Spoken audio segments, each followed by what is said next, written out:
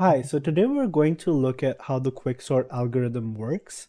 We're going to understand the visual explanation of quicksort and the key theory behind quicksort.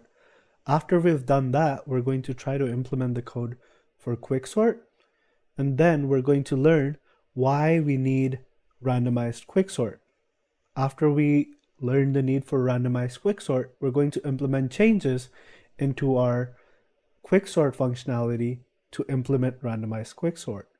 Let's go ahead and look at the visual explanation of quicksort. So let's try to visualize how quicksort works, and then I can explain how the code works. The important part of quicksort, because quicksort is a divide and conquer algorithm, is the partitioning part. And that's what we're going to try to understand. And the quicksort part just has the recursive steps. So essentially, let's try to understand how quicksort decides to sort its elements. So the first part of sorting the element is picking a pivotal element. Now we have a low and the high of the array. The EOF essentially stands for end of file. And this is not necessary. However, I have it over here just to explain. Now, essentially, we pick the pivotal element as either our low or our high, and that's not end of file. That's going to be 7, which is the last element in the array. And I'm going to pick low over here. So A of L is going to be our pivot element, which for us is 10. Now, essentially, quicksort states that everything to the left of 10 is supposed to be lesser than 10, and everything to the right of 10 is supposed to be greater than 10. And if these two conditions are satisfied, it means that 10 is in its sorted position. Now, it doesn't matter whatever this list is, this list itself and this list itself may or may not be sorted. However, 10 is in the sorted position. Let's try to understand that and how it works. Essentially, let's consider the element 1. The element 1 is sorted because everything to the right of 1 is greater than 1. So no matter what happens in this list, 1 is not going to move, and therefore 1 is in its sorted place. Let's imagine again with another example, the element 10 in this list. Everything to the left of 10 is lesser than 10. So no matter what changes occur in this list, 10 will always remain in the same index. Let's imagine the element 8, which everything to the left of 8 is lesser than 8, and everything to the right of 8 is greater than 8. So no matter what happens in these two lists, 8's position is never going to change. And that is the major schematic behind which quicksort works. Now let's try to sort our array given over here using this. Essentially, we have our pivotal element, which is 10, and then we declare two variables, I and j. These are our counter variables. I is set to low and j is set to high. We set it over here, and what we do now is we're going to increment I till we find an element that is greater than 10, and we're going to decrement j until we find an element that is lesser than 7. However, these occur in separate steps. So essentially, what we're going to do is the I occurs first, so I plus plus happens until we find an element that is greater than 10. So let's increment I. It goes to the second position, and this satisfies the condition that 15 is greater than 10. So we found an element which is greater than 10. Now we go to the step for j, and we decrement j till we find an element that is lesser than 10. So we decrement j and we reach 9th position because 7 is lesser than 10.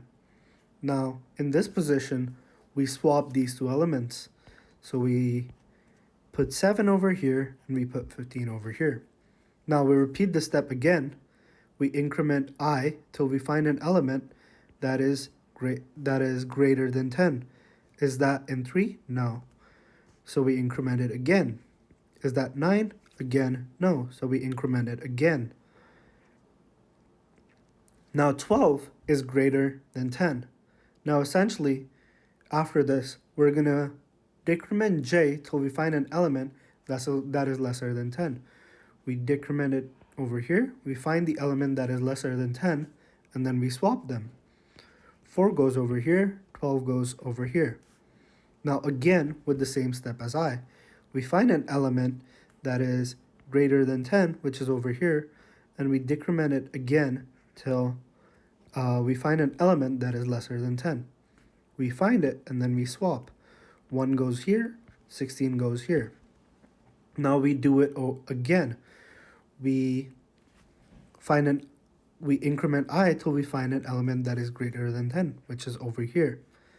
And then we decrement j till we find an element that is lesser than 10, which is over here. Now I and j have crossed over. At this point, we do a swap with our pivotal element. Now essentially there's going to be a check if I is lesser than j, and if that condition is not satisfied, then we swap it. So we swap 10 over here and 1 goes over here. Now as we can see, the left side of 10, everything is lesser than 10, and then everything to the right of 10 is greater than 10. At this point, 10 is in its sorted position. Now essentially, we do it over and over again over the left side list and the right side list till we sort the entire array. And that's how quicksort works visually. Now let's go ahead and see how the code for quicksort works. All right, let's try to implement our quicksort after understanding it visually. So over here we have two skeletal functions, quicksort and partition. Quicksort is the recursive step, and partition is the function that finds the correct place for our pivot element. So let's start by setting our pivot element to the low part of the array. After we've done that, we set our counter variable I to the low part of the array. We set our counter variable j to the high part of the array. And then we do a couple of do while loops. The first do while loop that we do is trying to find the index at where the element present is greater than the pivotal element. So our break condition is going to be a of I lesser than pivot. So essentially this loop is going to run while as soon as it finds this loop is going to run till the elements are lesser than the pivot element. So as soon as it finds something that's greater than the pivot element, this loop is going to break, and that's going to be the array or the index at which our element is greater than our pivot element. Then our second do while loop is going to be j minus minus, where it's going to run till we find an element that is lesser than our pivot element. Now, the break condition is going to be, this loop is going to run till the elements are greater than pivot. So as soon as it finds something that is lesser than pivot, that's the index that is going to be stored on j. Now over here, we're going to add an equal to make sure that we're also accounting for our pivot element. After we've done that, we're going to, so now we've found an element at the index I, which is greater than 10, and an element at index j, which is lesser than 10, and we're going to swap them. And this swap only occurs if I and j have not crossed over. So if I is lesser than j, then we do a swap between our a of I and a of j. Now once this swap is done, this only swaps it for one element. So we need this loop to run for all elements. So we place it inside a while loop, while I is lesser than j. So essentially this occurs while I and j have not crossed over. So essentially when this loop ends, this means I and j have crossed over, and j is on the left side. So essentially we swap j, or the element at j, with our pivotal element, and we do that by swapping a of low with a of j. And at this point we found the correct place for our pivotal element, and we return j. Now essentially after we've done that, this is our partitioning part. Now let's go ahead and look at our quicksort part. We need to do this quicksort over multiple arrays. So the first thing that we need to do is find our partition index, and our partition index is going to be found by using our partition function, because that returns j, which is going to be our partition index, or the index at which is the element that we have sorted. And we pass our array A, we pass low, and then we pass high. After we receive whatever's in our partition index, we run quicksort recursively over, we pass the array, we pass low and the partition index. After we've done that, we do the quicksort over the right subarray, which is A, partition index plus 1, and high, so the high part of the array. And we need to do this till, and we need to put our condition for recursive stopping, otherwise it's going to keep going, and our condition is going to be if low is lesser than high. Now essentially this condition states that our function is going to run till there's 2 elements in the array, and that is it with quicksort. Now let's try to understand the worst case scenario for quicksort and the need of randomized quicksort, and let's go back to visually understanding it, and then we'll come back here and try to fix our worst case scenario and implementing randomized quicksort. Alright, so let's try to understand the worst case time complexity for quicksort. Let's imagine that we pass in an already sorted array. At this point, when we start with our pivotal element, our subarray becomes the entire right part. And similarly, so when we do it over 2 recursively, we again get our subarray to become the entire right part. And this goes on. So our time complexity is becoming n into n minus 1. Essentially, when we consider this to the order of O, or big O notation, this becomes O of n squared. And this is the worst time complexity in quicksort. Now considering and comparing this to our average time complexity for quicksort, which is O of n log n. And this O n squared is not great. How do we tackle this? We tackle this by using an approach called quicksort, randomized quicksort. And what randomized quicksort has 2 implementations.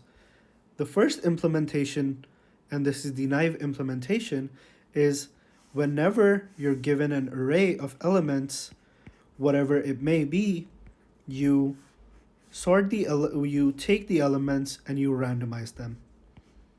And so if 1, 2, 3, 4, 5, you randomize them into different places, and therefore, because you're randomizing this list, even if it's sorted or not sorted, there's a good chance that the list that's going to be made is not sorted, and therefore tackling this problem where we get O(n) squared. However, this implementation uses more computations for randomizing the elements and also using another space for a new array.